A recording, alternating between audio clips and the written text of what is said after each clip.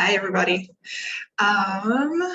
Welcome to our very last episode of the Food Lovers Elective, a craft conversation series. Really excited that you guys are here today. So everyone can give me just 1 second, and then we'll go ahead and get started.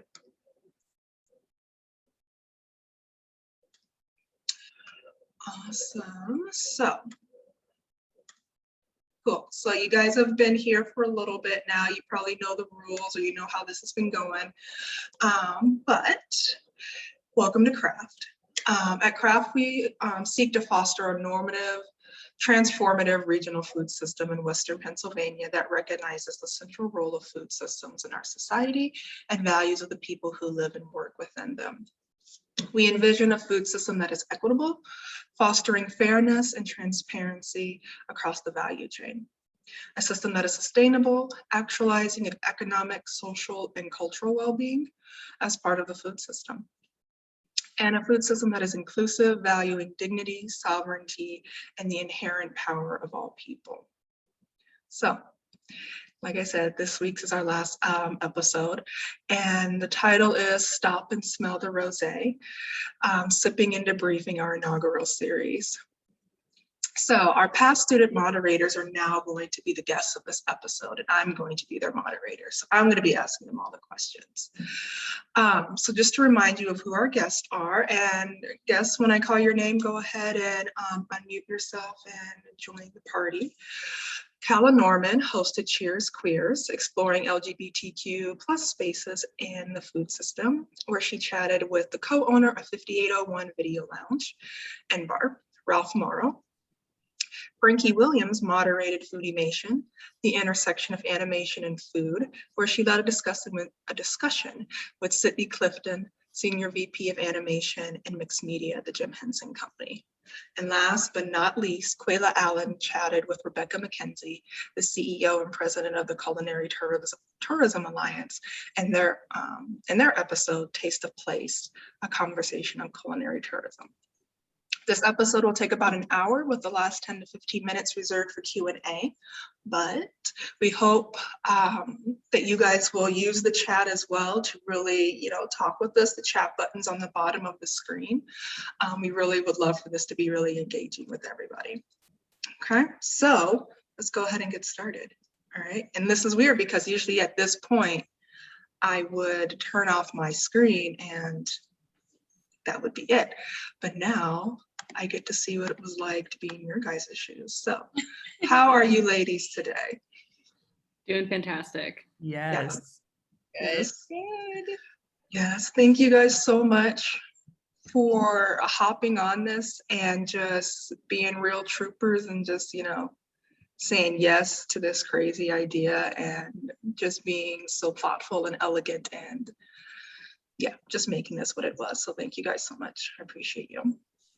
So let's start off. So this episode is really fun and hectic because we each have food and or a drink representing our episode. So some of those you will be seeing as we go about. Some of them we'll have a little bit later. So I'm going to pass it off to you guys. Either Calla or Quayla, can one of you guys kind of talk us through what dish represents your episode and kind of give us a summary of what your episode was? Calla, you should start because I'm dying to eat this piece of cake right now. So no, that's correct. It smells so good. Okay, I can definitely go first. So my episode was Cheers Queers, and we talked about LGBTQ plus spaces. Alice says, show us the food. We're getting to it, I promise. We're getting there, I promise, Alice. Okay, so we talked about LGBTQ plus spaces in food, and talking with our guest Ralph, he mentioned a couple of foods that to him epitomize bar culture and queer culture, and like a lot of what he said was like about excess, and like one of the things he mentioned was duck confit, and another was a wrap with like chicken tenders in it and fries, which is a very Pittsburgh thing. I didn't have the energy in me to do those. So instead, I looked to one of my favorite cookbook authors, who is a proud out gay woman named Julia Turshen. She actually just released a cookbook, which these are not from, but it's a really great cookbook regardless. Anyway, Julia, in her cookbook, Small Victories, has these 2 recipes. The first is a maple syrup whiskey sour, which I'm going to try to show without spilling, but that's it. We ran out of clear glasses, and when you'll see Frankie's, you'll understand why Frankie got them and I didn't. And then the food item that I brought is it's called an afternoon cake. It's just an olive oil cake with orange zest and ground almonds and almond extract. So that's what I brought. It's delicious. Smells so good, like very aromatic. You can smell the citrus vibes in there. Like, just look at that crumb, y'all. Thanks. This is my first time making it, so I hope it's okay. I never thought of like a sour olive oil cake match, but it makes sense. Yes, it does. This is really cool. You guys get to watch us eat. All right. So, Koila, Yeah, tell us so about your episode. my episode was a taste of place, a conversation on culinary tourism with Rebecca McKenzie. And yeah, it was so great. I met Rebecca doing research for Craft early, actually, like I think the first month of our grad program. And so to be able to continue that relationship and have her back for the show was really exciting.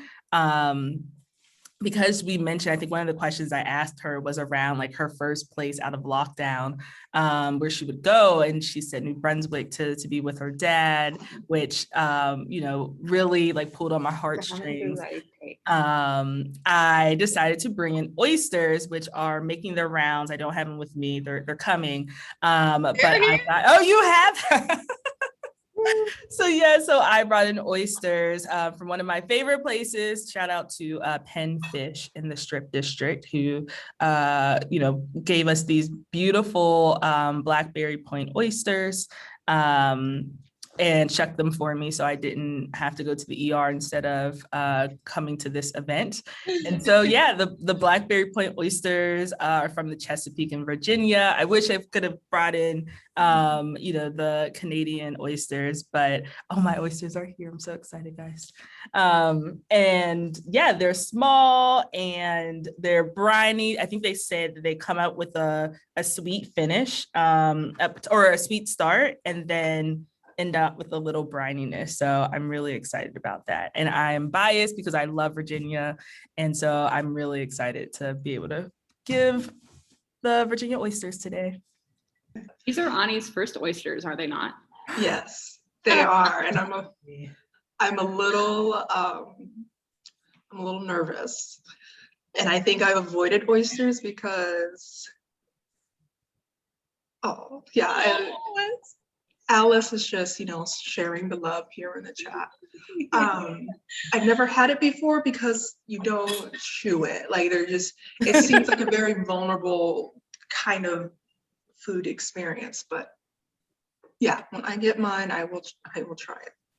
It is definitely like, you just got to go all in, Ani. Just don't think twice. Mm-hmm. Thank you. Okay. How do you eat an oyster? What? How do you eat one? You want to detach it. I don't have a fork up here, but you're going to want to detach it from, Cassandra's nervous for Ani. Detach it from the bottom of the shell, the membrane. Okay. Calla, how do you do yours? I know you and I have been bonding over oysters since earlier this year. So yeah, we're oyster pals. Usually I just have mine with a bit of lemon and maybe a mignonette, but I just loosen it and one go. You just slurp it. You just put it. Should we just do a cheers and yes, let's cheers. Cheers. All right. Turn this back up. Wait, are you ready? Ani. Ani does not look confident. Ani is also going to New Orleans later this year, and so it's time. She has to get used to this. What's this? It's like horseradish and I forget the other. So like a custom blend from Penfish. Should I put a lot? No, just a little bit because it's a little spicy. Ooh, I loaded mine up, so this should be fun. Yes, it'll clear out your nasal cavity. Okay, and then lemon. Just a little bit. Yep. You don't want to overpower like the brininess because that's like the best part. Oh, you don't want to do that? Yes, don't want to do that. It's good. It's so Okay. good. Okay, you ready? You ready? Yeah. Cheers, lady. And it's actually still stuck. Oops. Mm. Oh my god, these are amazing. Kayla. You got this. I don't know if she's gonna make it, y'all. No, it's fine. I don't know. I don't know. Come back to it. Come back to it. We have more. Okay. Thank you. I'm gonna come back to mine. Cynthia tried giving me two. I was like, I'm going this way. Gotcha. Thank you. Kayla. I Tastes don't like know. seed. I don't think we have enough time for me to process. There's also a lot of pressure. I don't think any of us tried our first oyster with an audience. So there's a lot of pressure. So I want to give you some grace. I think it's like the food memory already. Like I'm just replaying like, okay, we'll process this. After hours bonus episode will be Ani's therapeutic therapy session where she processes the things that she does to make Quayla happy. In that episode, I will be eating crinkle cut fries for solidarity. Yes. Whew. Whew. Okay. The fry war continues. Frankie, why don't you talk about your episode? So my episode was with the lovely, regal, just calming presence of a human, Sydney Clifton, who, as you said, is the Senior Vice President of Animation and Mixed Media at Jim Henson Company, who we made that contact through Quayla. So thank you so much for putting that together, because it was a wonderful experience. And we were talking about the intersectionality of food with animation, and how she arrived to her role, her current role, and also some of the side projects that she's, working on as well. And it was a wonderful experience being able to talk with her and learn from all that she's been through and seen. And I felt like I was just vibrating so high after the conversation. It was a really positive experience for me, so I loved it. Yes. Perfect. No. Oh no, it's okay. It's okay. And for my dish, which is still like in true Frankie form, in the process of being prepared, it's being made right now, finishing, is I'm making ratatouille toast, because we kept talking about the way that food was represented in ratatouille. And so that should be done within the next couple of minutes, and we'll bring that over to you guys. And then the cocktail is known as a Colette cocktail, from the character in the movie who trains the chef on everything. And I'm really excited about it. I used Prosecco instead of champagne, and I couldn't find creme de cassis pearls in time, so I ended up going to Kung Fu Tea, which is in Squirrel Hill, and I asked them if they could give me some of their bubbles, and they had grape flavored coffee and mango flavored. I'm like, we're doing mango, let's do it. And she's like, okay, well, how many do you want? And I told her as many as you're legally allowed to give me. And so they gave me a cup of it, and it turned out really well. So I'm excited to share that with you guys. Awesome. Thank you, guys. I'm really excited to try the ratatouille toast. I am loving this olive oil cake, and I am Good. compartmentalizing. Food experience. Okay, so next question. Why did you guys choose the specific topic that you talked about in your episode? Was there something about it? Did you have a personal connection to it? Is it something that you're interested in pursuing like professionally after grad school is done? What was kind of the motivation for you guys? I guess I'll go first. So I landed on the topic because like queer perspectives on food has always been something that's interested me. Hello, look at my hair. And I've been doing it like ever since undergrad. I've written a few papers in undergrad. My undergrad thesis was on queer women who write about food. So I talked about Julia Turshen, I talked about Alice B. Toklas and Gabrielle Hamilton and a few others. And I've also been really missing going to the gay bars. And I just really wanted to, and also a lot of queer bars, especially lesbian bars, have really been struggling these days. In fact, there are only 13 lesbian bars in the entire United States now. And so I just wanted to shed some light on, you know, the specific issues that queer bar owners face, and also just wanted to get that perspective. And so I had a really great time talking with Ralph. Yeah, I guess for mine, I was doing research again for craft earlier, and when we first like kind of came into this program around culinary tourism, working with Cynthia, who is the queen behind the scenes here.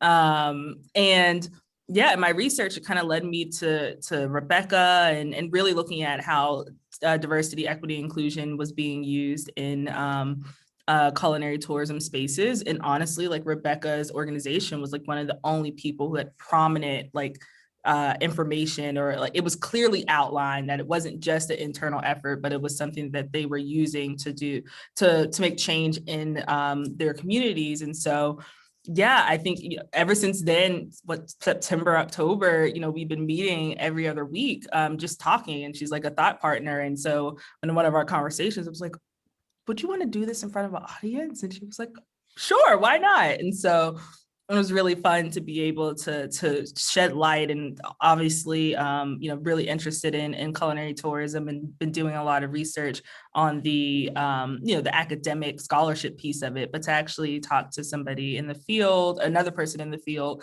doing the work, was really exciting for me. Ms. Frankie.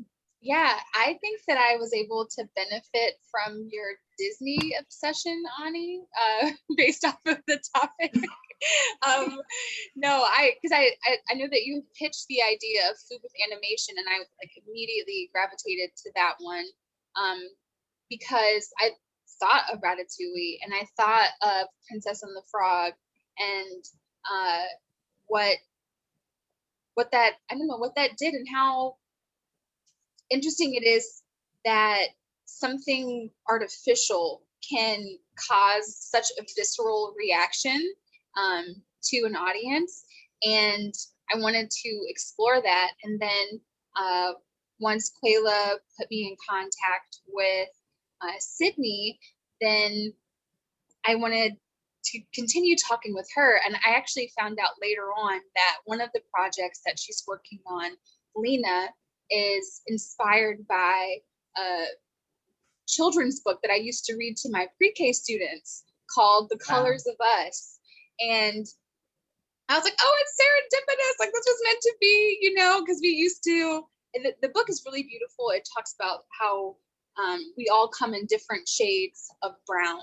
And like, what shade would you use to describe what someone looks like? And we would do this during our World of Color unit, and that would also fall around Black History Month as well. So we get into talking about your skin tone and like how you should have pride in it, and we would print out pictures of different things, and our students would put their hands over the pictures and be like, "Ooh, like I look like mahogany," or "I look like a buttered biscuit," and then we would mix paint to make their skin tone, and they would do a self-portrait of themselves in the style of the book. And so to know that that is going to be spread to an even wider audience through animation is really exciting, and I'm happy that I had the opportunity to do that. That's awesome. That's what I loved about each of your guys' episodes, was how you had like a personal nugget that you brought to it. You know, like that personal seed that you guys planted is why the episodes were what they were, because they were something that was interesting to you. They were a part of you in some way. And so I think that's why it was so special. And like, how do you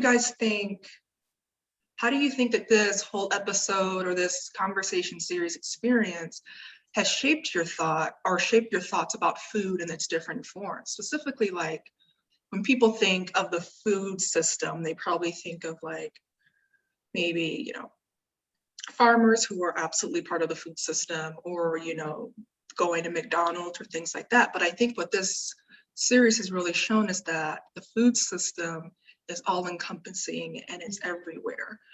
So that's kind of how it's shaped my view or helped me see things in a different way. How do you guys feel like it has kind of shaped what you've been thinking about? I feel like I've been thinking a lot about maybe my own personal journey that I'm on. It's like, how do you, respectfully, and not that I was out here disrespecting things, I just want to make that very clear, but like, how do you infuse care into the work that you're doing and really be mindful of your presence in these spaces? And so obviously that's, a big part of culinary tourism and whatnot, of like, how do you come into spaces and respect them and the people and leave it better than what you found it? And I think, Kala's episode actually has been on my mind, especially around like, I think one of the questions you asked Kala was around like the role of like straight women in these spaces and how much space are they taking up. I think it was in context to bachelorette parties, but I think even still, like, I think it was a really great question I've been thinking about, like, how do we, support these businesses and diversify the spend at these organizations in these restaurants, but also do it in a way that you're not taking up space, you're not distracting from the cause, and that, you're still like supporting and being a respectful like citizen in that moment. So I think that's been like one of my aha moments of like, how do we just have more care for our food systems and the people in them? Obviously that shows up, that needs to show up in a lot more places, not just in restaurants, but in how we treat our undocumented migrant workers and whatnot. And so, yeah, I think that's been most top of mind and my aha moment from all of this. Yeah. Oh, go ahead.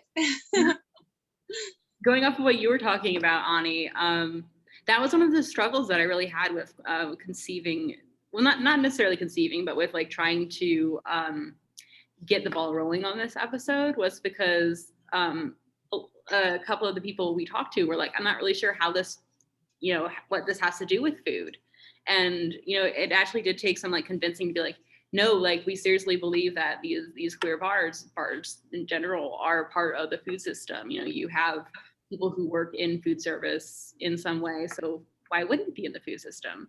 And I think that just like goes to show about, the way that we conceive of, what does the food system look like? What does the alternative food movement look like? And, what does it mean to be a restaurant, or what does it mean to be a bar owner in any sort of regard? And so that was one of the challenges, definitely. And we tried to like pull in like ideas of activism with it, but then we ended up just kind of focusing on the business side of things. And I don't know, I think that it ended up being a great conversation regardless. Yeah. I think one of the questions that Susan asked was, you had mentioned earlier that there's only 13 lesbian bars in the whole United States. Why do you think that is? Or do you have any, or is that? I mean, it's a hard market for one. In terms of like, having like those spaces for, like, one of the great things about like bars like 5801 is that they, it's a very broad space that, anybody can come to, and like those spaces are great. But it is kind of difficult because you have to like have an area that has enough lesbians to keep the bar running. And there are also like a number of other like political factors and things like that are definitely like play into it. But like, I think that kind of one of the things about this is the fact that like there is the need for spaces such as just straight up lesbian bars or straight up gay bars, just as there is a space for all the larger bars. Sorry, I keep getting distracted by Alice's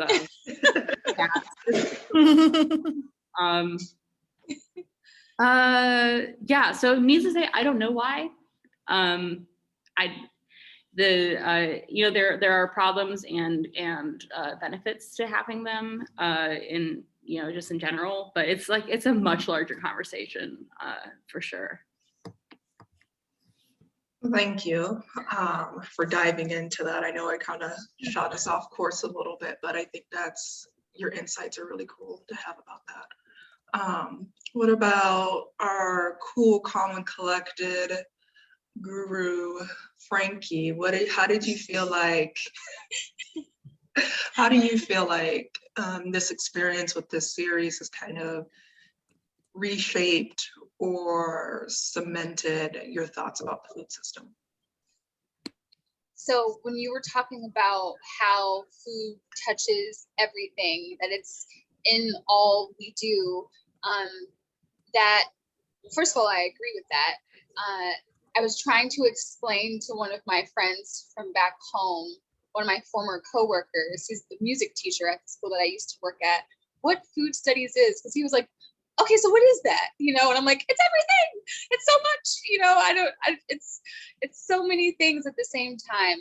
But what I loved about this experience was the way that it represented how food, which is something that we use as sustenance, can also be used in a creative way, and not just in a way that's consumable physically, but in a way that's consumable from a virtual and like, I don't know, like creative, animated perspective. So it's something that crosses into different planes very easily because it is so malleable. And that's what I think I gained from this experience, is like, this is a new way that we are learning how we interact with food and how it affects us. And it is through media, and it is through media that's marketed to children. It's through an imaginative medium that like takes people places, and either to places that they've never been to before, like how Sydney was talking about suspending your disbelief and just, you know, using your imagination, or taking you back to a place that you've already been, you know, like that moment when you had that cheeseburger, you know, after that crazy night that you had, you know, like food has the power to take us to so many different places. So I think that's what I walked away with.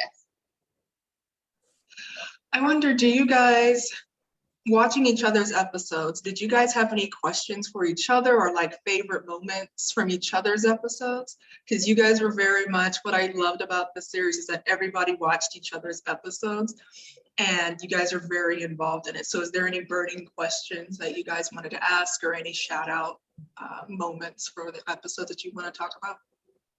I didn't have a question, but my favorite part, I don't remember if you did it, Frankie, but I know Coyle did for sure, like bringing up the questions about the potato debate that we have going on in our cohort. Like, that was really funny, and I really appreciate it.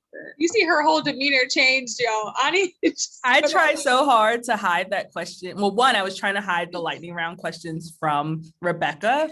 And then in doing so, I didn't realize I put them in a place where Ani could see them. And so she definitely like commented like, oh, so this is what we're doing. And I'm like, oh. Yeah. And she did it anyway, even though she knew I knew. She did it anyway, even after I just told Rebecca I wanted her to be my mentor. And then Rebecca was like, yeah, I'll be your mentor, but you know, crinkle cut fries are a little process. And I was like, it broke my heart. I think my favorite is just, you know, growing closer to you all and really like being a part of this process with you all, because it was really so much fun collaborating and brainstorming what this could be like. And so I think, our guests were obviously wonderful and we're so grateful for them. But I think as, Rebecca would say, like, you all are the bread and butter and the guests are gravy. So I think that was my favorite part. I'll give you a Lovely.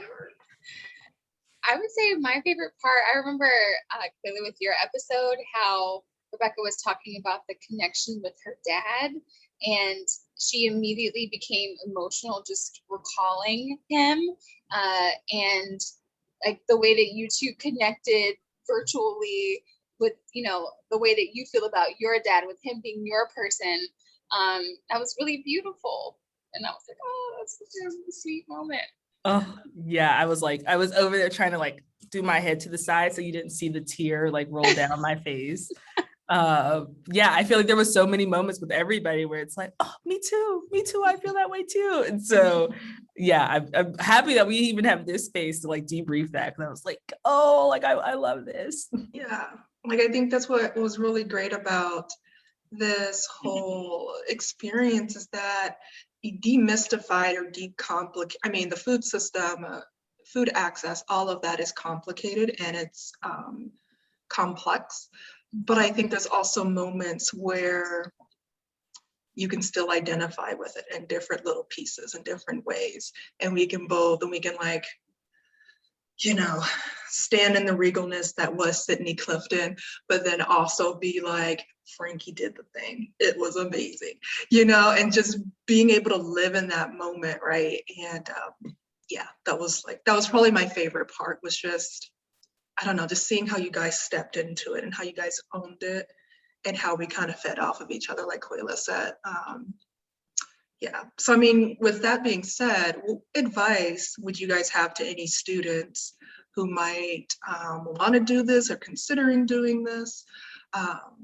Good and bad, but be careful about the bad, okay? Remember, this is the first go round.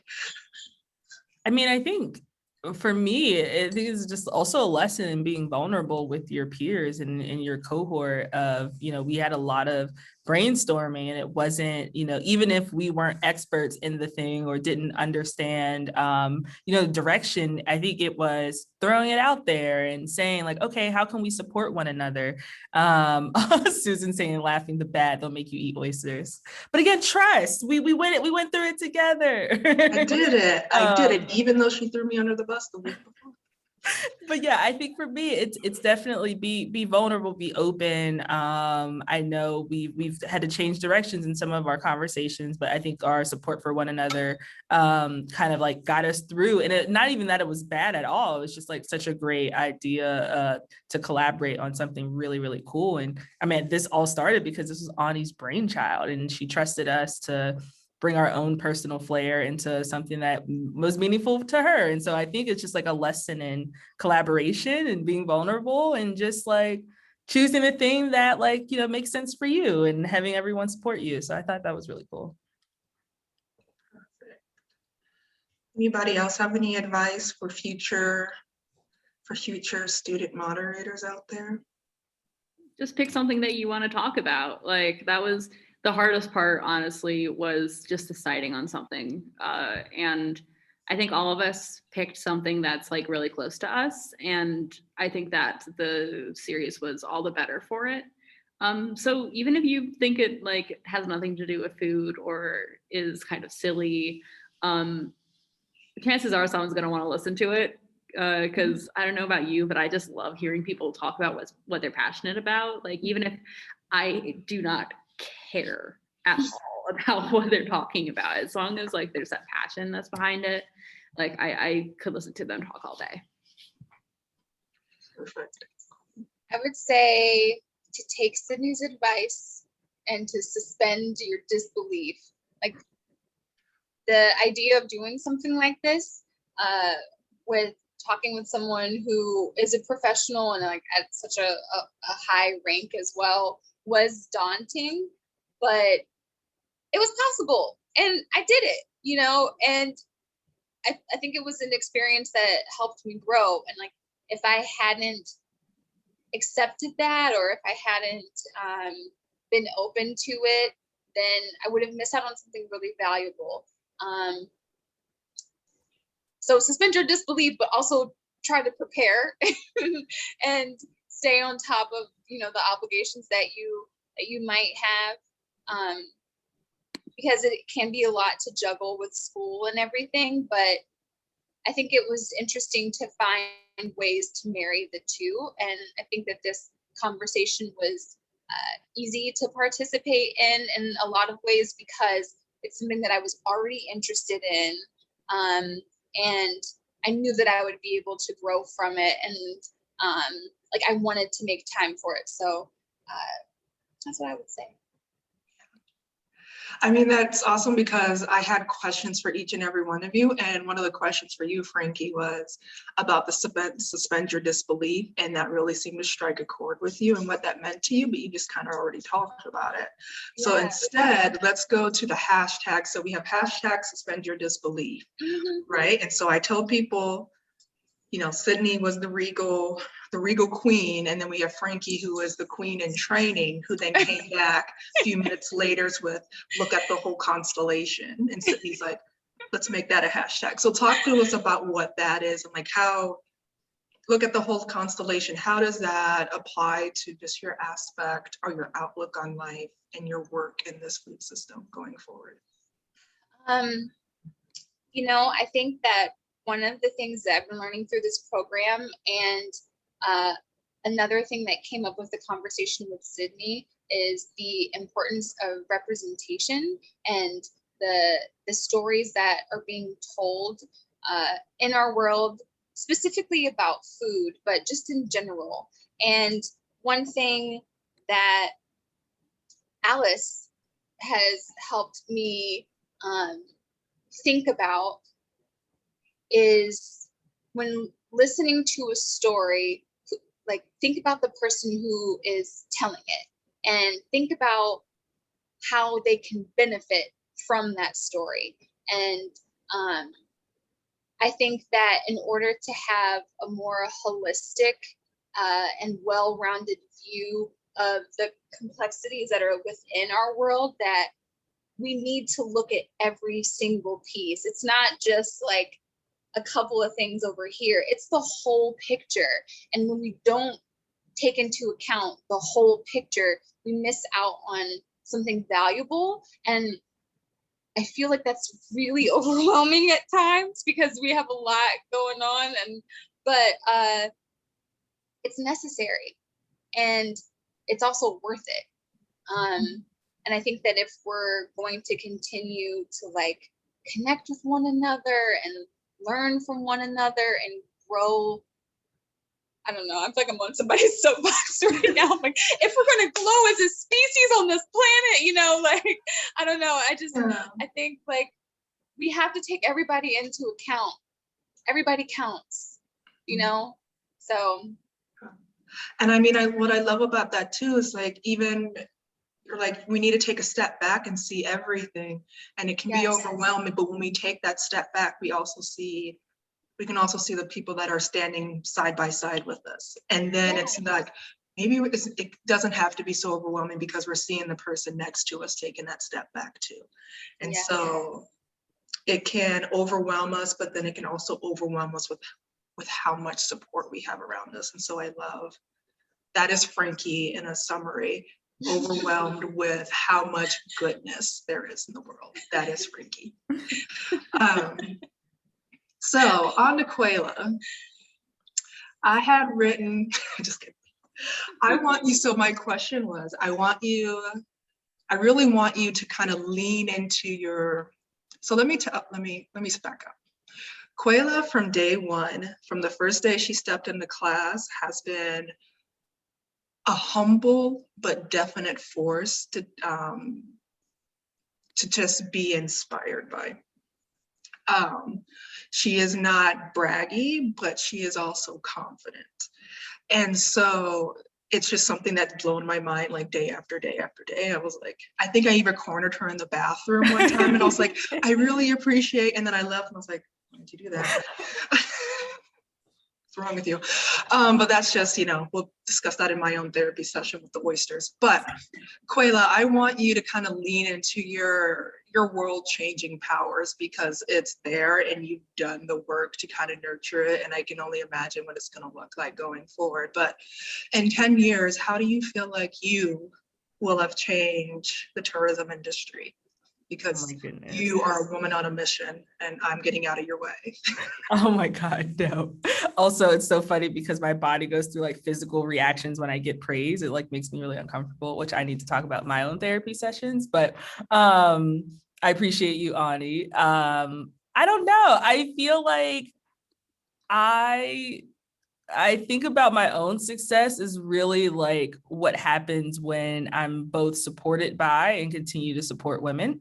And so I really don't see, I think anything that I would accomplish, it would be because I've done it with really amazing people, which is why I'm so happy to be with you all. I just see it like, how do I build upon and continue to work with my community and folks that I care about? And so yeah, I don't know. I see myself embedding in communities and doing a lot of that. And really, again, like I think the care work is the part that I'm most interested in right now, of like reconciling harm, whether it was intentional or not.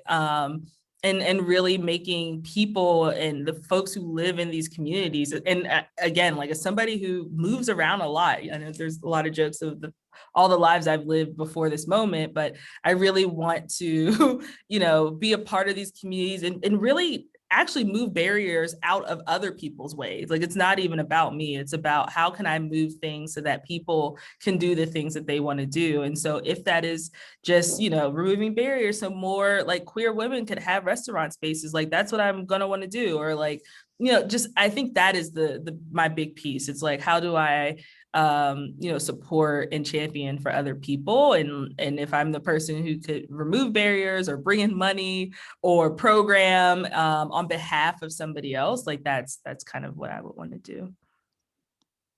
So, and then Kala, you were so very thoughtful. It blows my mind because you don't come into something being like, oh, I'm just gonna phone it in. That's not Kala.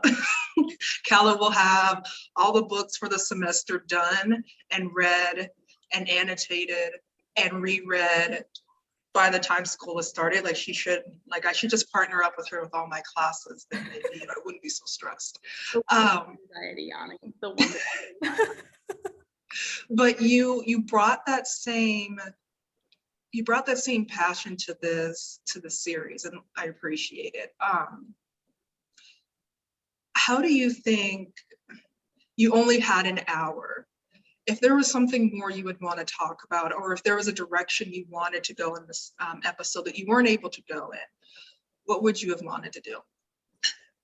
I think I would have wanted to get a little more into the activism side of things. Maybe not necessarily with Ralph, but with somebody else, talking about activism in queer food spaces in general, because that's kind of what food has always kind of been in the background of a lot of the queer, pride movement and all sorts of things. Like there's a ton of articles out there on how important potlucks have been to especially lesbian political activism. The use of like nightlife and late night diners in drag culture is really important. I would have loved to have gone into that a lot more with people and how it can be used today for creating ideas like mutual aid and that sort of thing with food and queer spaces. And it's actually, I just think that we need to have like more discussions on queerness in food studies in general, because we have done a lot of talking about, gender and race and, ethnicity and culture and all sorts of things. But I don't remember ever having a conversation about queer identity. Had a little bit of like a taste of one in undergrad, but that was mostly because of me like asking for it. And I just think it's important. Actually yesterday, Cynthia's coming in, hold on. Thank you. Ooh, So yesterday I was actually on the farm working. I work on the Chatham campus farm, and Chris Murakami comes up to me, and he was telling me about how last semester in my agroecology class, my final paper was on queer farmers and agroecology. And he was like, I was inspired by your paper to include a question on sexual identity or gender identity with a survey that I was sending out for farmers impacted by COVID. And like, you know, without having those kinds of questions, you know, you wouldn't get the answers that we're trying to get. So I don't know. That was, I don't even know if I answered your question, Ani. But, you answered it very much so. That's just something that I feel like we need to have more discussions about in the food space, especially. Yeah. See, and this is what I meant. Like, Kala has a very thoughtful and thorough way how she does things, and I love it. She helped keep me on track when I was off track, so it was great. I also like can't wait because we're talking about future selves. Like Kala is on track to be probably one of the biggest like venture capitalists in food. And I feel it. I know it. She's never said this, but I just know that she's doing some really great work. And so I feel it. I feel it's coming. If you had told me that a year ago, Quayla, I would have thrown up. Oh my God. Tell me where to put my money. Tell me what to invest in. I cannot give you investing advice. That's not a compliance thing, but yeah. Oh my gosh. Okay. So Frankie, Yes. rumor has it that your dish is done. My dish is done. Can I show it? Or Can we show it? You can Yeah, can you show absolutely it? show it. I hope it tastes good, y'all. Guys. I don't know how to do this without like completely causing a mess on camera. I know. It's okay. It's the last 10 minutes, so actually last 7 minutes. So leave them wanting more, I say. Also, I have the bottle of Prosecco that I'm about to pop open. So we can add those to our cocktail. The cocktail also has vodka and Grand Marnier. So along with the mango bubbles. Oh my So, goodness. Okay. I think it's Yeah, nice they to have don't- a celebratory pop for the end of our first conversation series. I know. Congratulations, Ani. Like you put so much work into this. Like you've been like doling out the compliments, but you just There it is.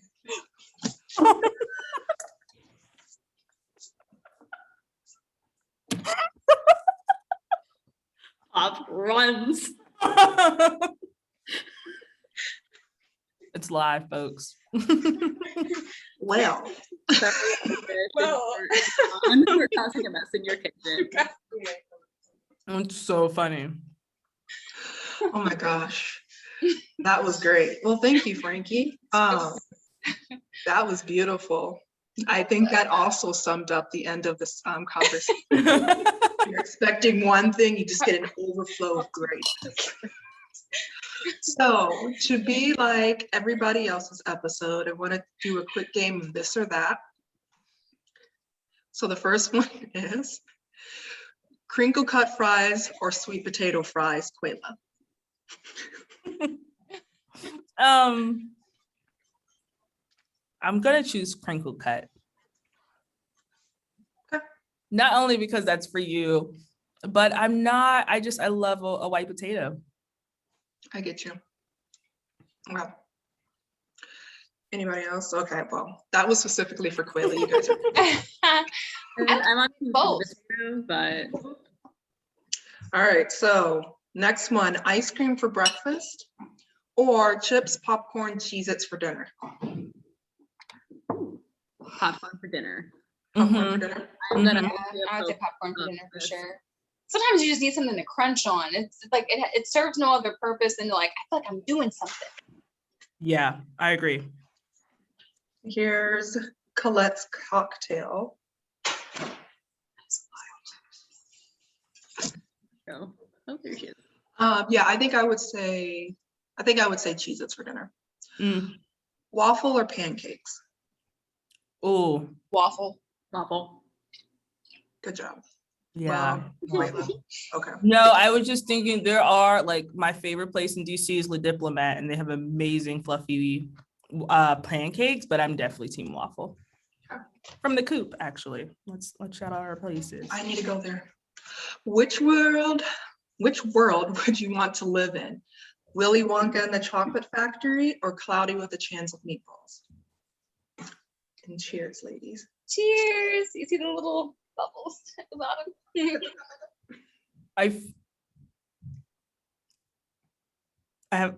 I don't know if I've seen either.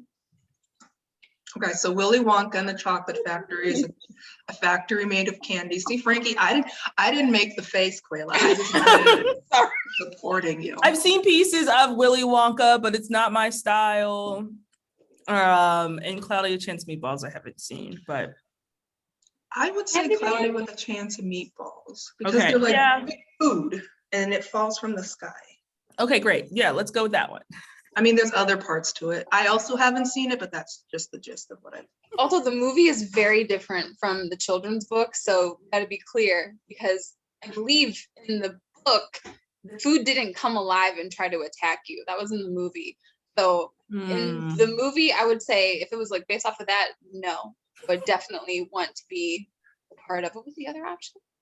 Willy Wonka and the Chocolate Factory. Willy Wonka. Yeah. Yeah, I love Willy Wonka and the Chocolate Factory. That music in it, just like the Candyman can, cause he mixes it with love and makes the world taste good. There's been like talks like on the internet of if they do a reboot of Willy Wonka, Janelle Monáe should play. And I would watch it if it was Janelle Monáe. What? I would totally watch it if it was Janelle Monáe. Absolutely. But I would say Willy Wonka just because I really vibe with Willy Wonka's like chaotic evil so much. And like I cannot deal with the chaos of spaghetti hitting my car. So that's true. True. But I'm all about disciplining bratty children. But you just, dump them in the river, I guess. So Princess and the Frog or Spirited Away? Princess and the Frog. Princess and the Frog. Same. Okay. Personal movie theater or personalized fire brick oven? Oh, come on. Fire brick oven. Movie theater. I'm sorry. I could just always come back up to Chatham to enjoy. So I'm going to say movie theater. Okay. What is an ingredient or dish that you like or that you want to like, but you just can't get into it? I'm sorry, I'm just laughing at Cassandra's. Like there were some egregious workplace safety violations in Willy Wonka, though. That is very true. But yeah, matcha. I do not like matcha. Matcha? Okay. Matcha, or what was the other one? What is an ingredient or dish that you want to like, but you just can't get into? Oh, these are the popping bubbles, Frankie. Yeah. I love the chewy tapioca stuff, and I don't like those, but I love these. These are like, this is a different story. I love these things. I wish I could have just bought them wholesale. Let me do it though. They would. I asked. I feel like I'm leaning more into veggies, and so I think I'm on the road to being. I could like enjoy a lot more veggies. I have a very select few that I like right now, but I think that's what vegetables are my. Okay. I could do without, but like I know why they're important. Frankie, do you know what yours is? Yes, and I'm ashamed. Oh God. So this will just be a little bit real.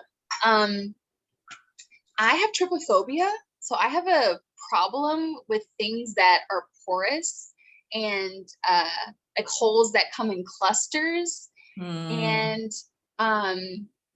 so for that, like I cannot. I struggle with eating injera, the Ethiopian style like flatbread, and everything. I've been to Ethiopian restaurants before, and I love like all the different meats and vegetables and everything that they put on the injera, but it's because it has so many holes and Mhm. the texture of it, that it I don't know, it gives me anxiety. But I like have been trying to train myself. When I was younger, I did not like tomatoes. And so what I did was I forced myself to eat tomatoes in a way that was like palatable to me until I eventually like grew to like them. And so now I like watch a lot of things online that have holes in them to help me eventually get back to Ethiopian food, because it's so good and I want to enjoy it, but all the holes. I understand. I understand. With my pancakes, I gotta flip them like at the right amount of time, because like once those bubbles all come up, it's a problem. It's game over. Yeah, That's why you see waffles are just good. You don't have to look at that. You don't have exactly. to look at that. Yeah. Yeah. They come out how they need to come out. Well, you guys, thank you so much. I really appreciate each and every one of you. So one last final shout out as we do our goodbyes. So Kala, I really want to again thank you for starting us off on the series and just being so thankful, so thoughtful. I know it was a big ask to have you go first, but you did it and you really set the bar high for the rest of them. And so I'm just really grateful for your valuable perspective on queer spaces and forms of activism and what you brought to the table.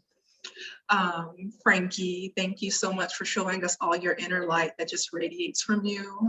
You were so intentional in your episode and created such an engaging environment for us all to engage in, and I think only you could have done that. Quayla, your composure and fierce determination for true equity made your episode more than just a discussion about an industry, but it made it seem like it was more about communities as a whole and something that needs to be realized, not something that could be, but like it has to be realized. So I just want to thank you guys so much for taking this project seriously and dealing with me. I really appreciate it. You guys made it what it was. Bonnie, we're dealing with you. We love you. Yes, absolutely. Thanks for the vision. Yeah. Putting this all together, it was lovely. Yeah. So we'll see. We're going to be doing this again in the summer. So Chatham students, if you want to be a part of this, please feel free to fill out a proposal form and just, Cynthia just dropped it in the chat box. And then also email us at craft@chatham.edu if you have any further questions or just want to learn a little bit more about what it looks like to be a student moderator. Please let us know how we did by taking the survey at the end of this episode, and then follow us on Instagram and Facebook. Like I said, another series will be hosted in the summer, hopefully around July. So just stay tuned to our social media to figure out when that is. And we are also working on getting these recordings out to you guys and hopefully putting it on YouTube. So stay tuned for that as well. All right, guys. Thank you so much. Appreciate you all. Thank you. We'll see you later. Bye.